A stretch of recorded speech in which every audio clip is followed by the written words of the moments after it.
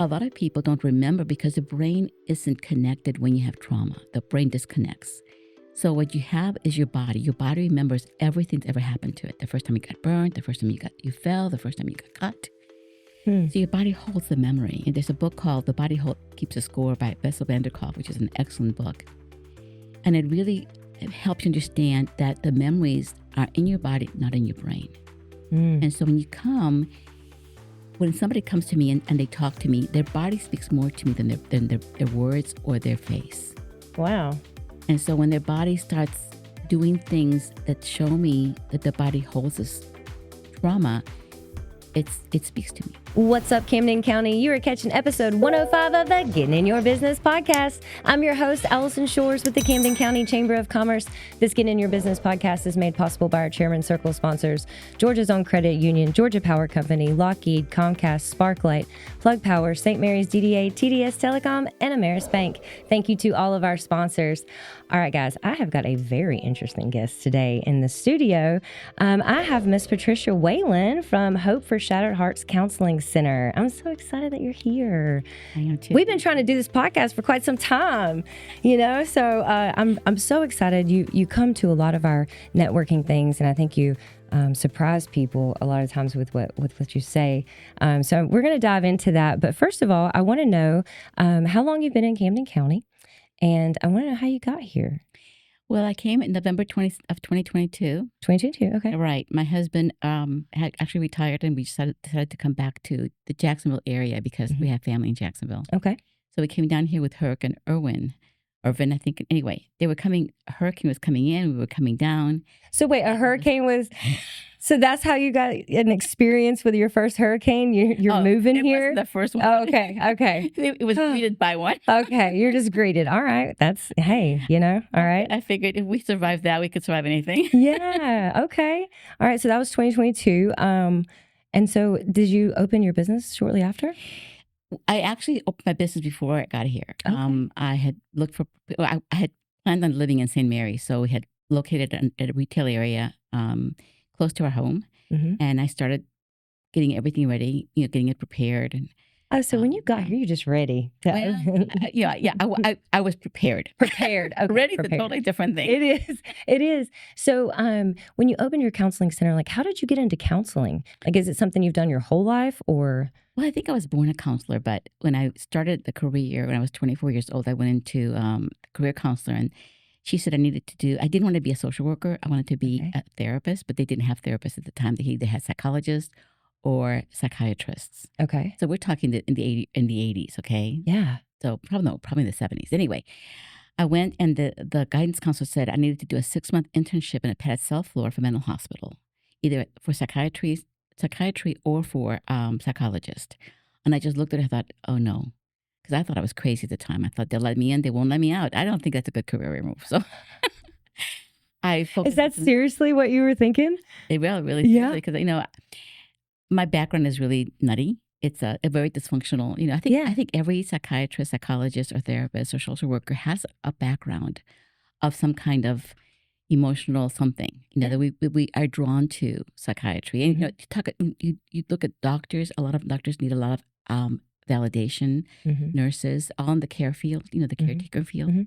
But yeah, I think I was born a counselor. I remember being a little girl, and old people always talked to me about their problems and what they wanted. And whenever I would go in at work, I would become an admin assistant for a long time, and everybody would come to my door. It'd be like a revolving door. People would come in and talk to me and leave, and come in and talk to me, even my bosses, And just like tell you their life story? Yeah. And so I would just listen. And I didn't think I was very wise, but they always came back and said, but you said the other day, it really stuck with me. And I was like, okay. Yeah, no, I get it. So I was drawn to it. And then I got older. I had a lot of things, and just that I was too old to do it. But one day, somebody called me one day and wanted to know if I would be interested in finishing my school. I didn't finish my school. And I said, yeah. I said, but what I want to do is this. And she goes, you can do that. I said, I can be a counselor? And she goes, yes. At my age, I was 50s. I was my late 50s. And she goes, yeah. So we talked, and I joined Catholic University online, and I was hooked. And then I wanted to be a Christian counselor. So I found out Liberty University offered the professional Christian counseling degree. So I switched over to them, finished my bachelor's, and then I realized that you couldn't do very much with a bachelor's. So I got my master's in professional counseling. Oh, wow. And Liberty University helped me bring both the secular and the Christian aspect of it. Yeah. And while I was there, I also took a class because I was thinking of going to Florida called Understanding Human Sexuality.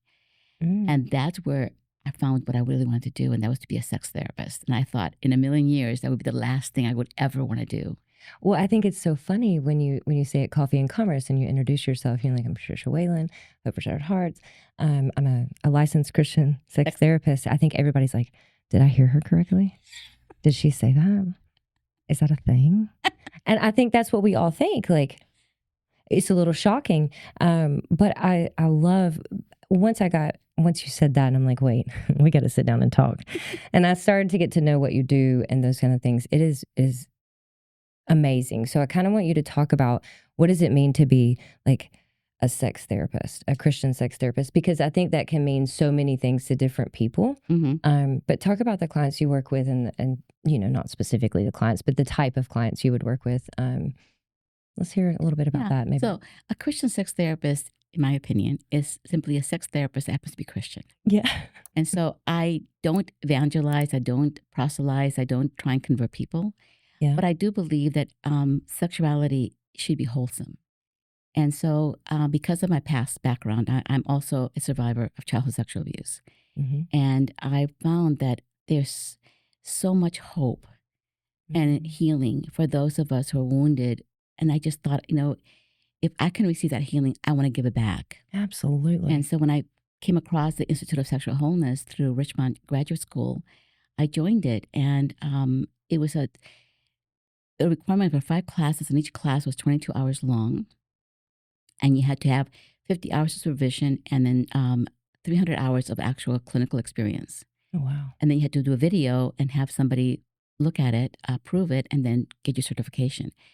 And I really found this as a life-changing thing. So right now, my focus is to help individuals who were abused as children return to wholesome sexuality. Because what happened to them wasn't sex, it was abuse. Yeah. Wholesomeness is different. All of us are products of sex. So they should be the most easily talked about topic in the world. It should be, but I think it was taboo for so long to talk about such things. Well, it isn't in a lot of countries. I worked with somebody from Sweden, and they were just liberal about, sexuality, which I found it very, very, very freeing, but also it was not uncomfortable. And I think what made it comfortable was that we talked about parts. We didn't diminish the parts. We have breasts and we have, male organs, and we have, all the female parts are parts. But when we call them something different, we make them sound nasty. Yeah. So, a vagina, whatever else I you don't feel uncomfortable talking. I mean, I'm okay. I'm okay because I'm okay with you. So, okay. Yeah, I'm good. So, we have penis, we have breasts, we have, penis, vagina intercourse, we have anal sex, oral sex. All those things are part of humanity. So we're going to talk about them. And so when you start diminishing, the terms of those parts, you make them uncool or sacred or taboo. Or like it's a secret and you're not supposed to talk about it. Yeah, but look around. I don't know of anybody that came in through, who was cloned. Maybe 0.25% of the world today was either in vitro or cloned. All of us are products of sexuality, of intercourse. So healing should be available for us because it shouldn't be the abuse that defines you. It should be who you are. But I think, with child abuse, it happens at an age where you're still figuring stuff out. And so I think, and then you don't know what to do with it because it's a secret and it's something that we don't talk about. And so I think it gets bottled up. And then we as, or not we, but like children, because that's what you are. A lot of times when this kind of abuse happens, you bottle it up and you deal with it the best way you know how, and that's usually to bury it. But unfortunately, it's not buried. No, it doesn't get buried. But if we were to able to talk about penises and vaginas and breasts when the children were small, a child could come to you and say, somebody touched my breast, somebody touched my penis, somebody I felt uncomfortable doing this. But we don't give that ability to children. Yeah. So children don't know that what was done to them was inappropriate. Mm. An appropriate touch and an inappropriate touch is huge. Mm-hmm. So if a child had the terminology, had at least the knowledge that this was not good, I don't like it, it made me feel icky, Yeah. it felt uncomfortable, Mm-hmm. they could come to us and we could listen. But the problem is we don't talk about it. We don't listen. We don't really listen to what children are saying. Kids do not do sexual acts unless they've seen them or they've been done to them. Mm-hmm. So a little girl, a little boy too, could become very promiscuous, not because they want to be, Mm-hmm. but because they believe that that's an attention getter. And, kids love attention. Yeah. So a lot of children will act, like little girls will find their clitoris, okay, and rubbing the clitoris feels good. And so they start rubbing it and they don't even know why they love rubbing it.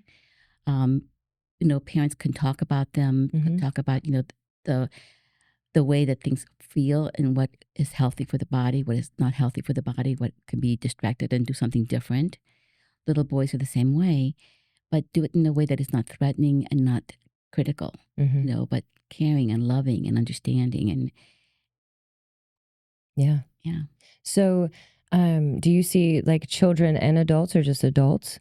What is your specialty? Children. I don't work with children anymore because it takes a lot of me to be on the floor, and kids really. I can't imagine. To work with children, you really do need to play therapy is the best way of dealing with children. Kids will talk about things they don't talk about when they're playing. But adolescents also are amazing group of individuals, but I don't work with them either because most adolescents aren't able to process and get through what it is that they need to get through. So you need to do a different type of therapy. I think that dialectical behavioral therapy is awesome for adolescents. What did you call it? Dialectical behavioral therapy. Dialectical behavior? Yeah, it's a therapy that was originally created for borderline personalities and people who are basically on high level ADHD, and they're constantly doing things, changing their ideas, changing their desires. They're always motivated. They're very type A personalities, but they're very critical. And a lot of those individuals like that who have so much in their heads can't process a lot of things. So DBT is actually acronyms. Like they have FAST, which is be fair, no apologies, stick to your values, and be truthful. So you learn these acronyms, and then they have another one's called GIVE. And so you're genuine or gentle, you are interested, you validate, and you do it in an easy manner, which is a great way of meeting people. But those little types of tools help adolescents. So I think DBT is a great tool for adolescents. But with adults, adults are able to process more because your brain isn't sealed till you're 25. Oh, wow. Okay. So, when you ask a 21-year-old what they were thinking, that's the wrong question. Yeah. It isn't that they can't think. They can't think. They don't want to. They do want to think, but their brain isn't able to process it. So I work with 19 and above. 19, they're close enough to understanding what happened to them. The little older that you get, the easier it is to understand the full scope of it. Yeah, that makes sense. And then I find that a lot of symptoms for sexual abuse don't show up until you're 25 to maybe 55 or 60. And what? Yeah. So I've had clients who've been married 2 or 3 years and everything was great sexually. And all of a sudden they're actually having flashbacks of pain or somebody touching their breasts, or whenever their husband wants oral sex, they can't. They just go into this panic mode. And so we start talking about their past. And a lot of people don't remember because the brain isn't connected when you have trauma. The brain disconnects. So what you have is your body. Your body remembers everything that's ever happened to it. The first time you got burned, the first time you fell, the first time you got cut. So your body holds the memory. And there's a book called The Body Keeps a Score by Bessel van der Kolk, which is an excellent book. And it helps you understand that the memories are in your body, not in your brain. And so when somebody comes to me and they talk to me, their body speaks more to me than their words or their face. Wow. And so when their body starts doing things that show me that the body holds this trauma, it speaks to me. And so we started addressing, I give them a questionnaire. There's an adverse childhood experience questionnaire called the ACE questionnaire. It's a study that was done in 1997 to 1999 by Kaiser Permanente and the CDC of Atlanta. And they took Kaiser Permanente's clients, which is patients actually, well, a large number, I want to say 70,000, maybe a little bit less. But anyway, a 2-year study showed that 90% of all mental illnesses and diseases stem from adverse childhood experiences. 90%. Really? Talking cancer, Parkinson's, a lot of what we believe are genetic disorders, predisposition things, bipolar, borderline, ADD, ADHD. Trauma has a lot to do with a lot of the problems we're facing today. And so, there's a lot of knowledge in trauma, and trauma's really exploded lately because they're seeing how important addressing the trauma is. Not about reliving it, but about it isn't what happened. So the trauma isn't what happens to you, but what you believe about yourself, about what happened to you at the time. So as a child, I believed that it was my fault that I was abused because I was told I was too cute, I was too adorable, and they couldn't keep their hands off of me. So I grew up, when I found out that I was being sexually molested, I wanted to kill myself, and I almost did. But little by little, my mother called me a liar. Nobody believed me, so I just stopped talking about it.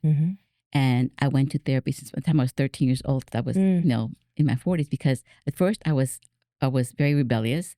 Then I was suicidal, and then I was just really crazy. But the therapy, nobody ever asked me, have I ever been abused? Nobody. And so I never brought it up. And then when I was in my 40s, I was in my 30s, I was going through a divorce at family counseling, and the therapist asked me, have you ever been sexually abused? And I said, oh yeah, but that was when I was a little kid. Until she just stopped everything, and she said, oh no, we got to talk about this. And so she put me in a group for adults who'd been sexually molested as children, and it opened my eyes to why my life was such a mess. That is interesting. And, too, I think right now people can go on social media. You have so many platforms that you can go, and people are actually talking about it more because you're figuring it out. I mean, I've even figured out things about me in my 40s that, have changed my world. And just by doing the inner work of, okay, but I've stumbled on stuff I didn't even realize were things, and so I think now, I think it's more accepted, and we're talking about it more because people are watching these little reels where somebody's like telling their experience real quick, and they're like, turns out that was this. And then you're like, wait, what? And so you'll go in these deep dives. And I think more people are starting to open up to that, even talking like mental health in general. There was such a stigma around it. And I think sometimes maybe in certain places or circumstances, there probably still is.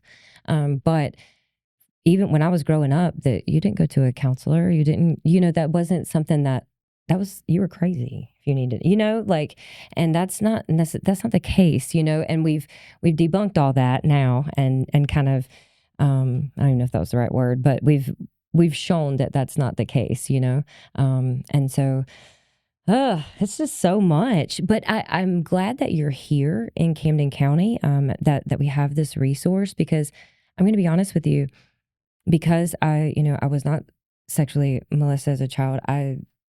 It's not something I would even think about in my realm of where do people go when they need to talk these things out, or when they're having, who do they talk to? Do you talk to just a normal, person, or we have somebody that specializes in it? And it's what I have found over the last probably 5 to 10 years. Unfortunately, sexual abuse happens way more often than we even can record or know about. And so it is way more prevalent than it should be, number one. And number two, it just way more than we even think. And so it affects a lot of people. I don't know the statistics, but I guarantee somebody in your life, everybody knows somebody in their life that has been. Sexual abuse encompasses not just penetration, but it encompasses inappropriate touch, and encompasses exposure. It encompasses accidental brushing against you, or walking into the bathroom while taking a shower. I would say we don't realize that. I would say a lot of women have been more molested, not just sexually abused, but molested than we realize. And men too. Men are finally coming out. I have a large number of males who come to me, and they. It's more difficult for them to talk about it because most people. As a matter of fact, one person told me, he said, "I've reported it. I was told by policemen men can't be raped," and I was like, "What?" Mm.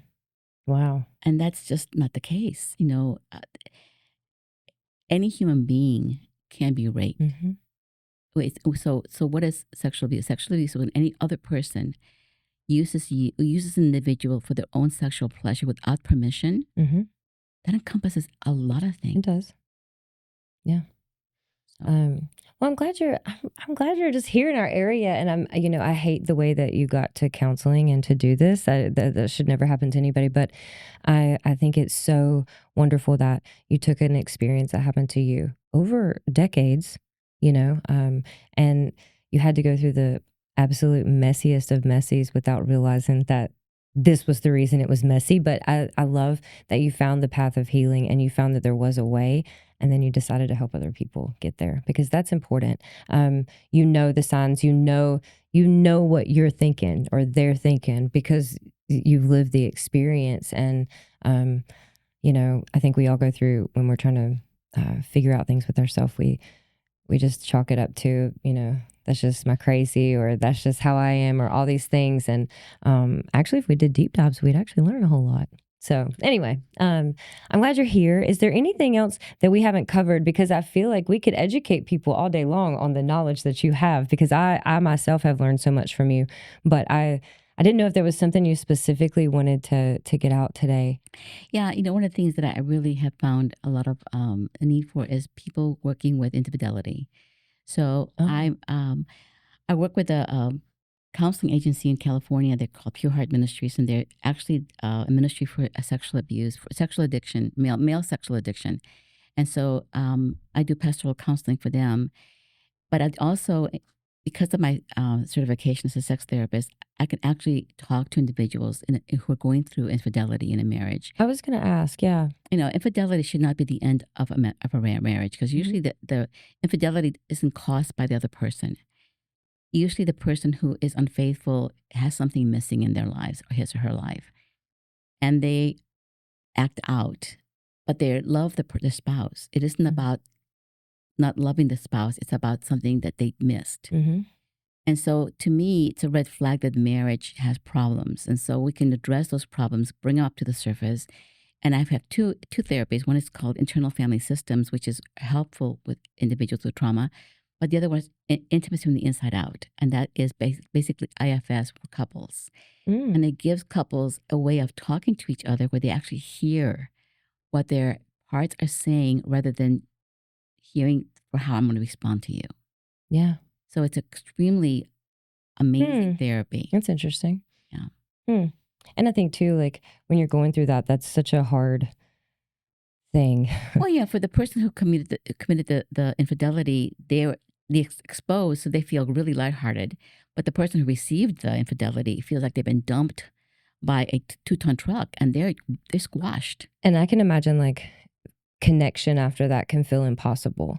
So I think, it's a good, because I think at the end of it, you probably just want connection, and getting there through going through everything with infidelity. It's hard to get there. And, but I'm glad that you're providing a space for people to do that, because, on your own, and when you're in the middle of things, whether it's infidelity or whatever, like it's hard to know the next step, or to even like map out the next step, because everything feels so heavy. And so like you've got all these emotions and feelings. So I can imagine that's hard. So I'm glad that you provide a space for people to talk that out and to teach them how to reconnect, because that's important, Yeah. And I find it very rewarding when I see couples really do a 180-degree turnaround. And, most people come to therapy because they want the marriage to work. Yeah. So that's always an encouraging thing for me. Now, Listen, I can keep you here all day because I have like 10,000 more questions that I don't know if they're interested in, but I know I am. But so I want you to tell people where you're located, how they can get a hold of you if they're want your services from anything they've heard today. Tell them all that stuff. Okay. So my counseling center is called Hope for Shattered Hearts. Mm-hmm. It's in downtown St. Mary's. The address is 708 Osborne Street, Mm-hmm. Suite 104. I am in the corner of Hall Street and Osborne Street. And they can call me. My phone number is 470-270-9268. Mm-hmm. And my website is hopeforshatteredhearts.com or hfsh.org. Ooh, I can't. That had to be like H. Okay. But yeah, Hope for Shattered Hearts. .com. Yeah, .com. Mm-hmm. Awesome. Well, Miss Patricia, thank you so much for your time today. I have already learned so much. I hope they have. And I hope if anybody, is looking for this kind of help in their life that, they know we have it right here. Healing's not that far away. No, and I'm not the only therapist in the area either. There are others, and I think we're all a good team. Oh yeah, we have so many different counselors and therapists in this community.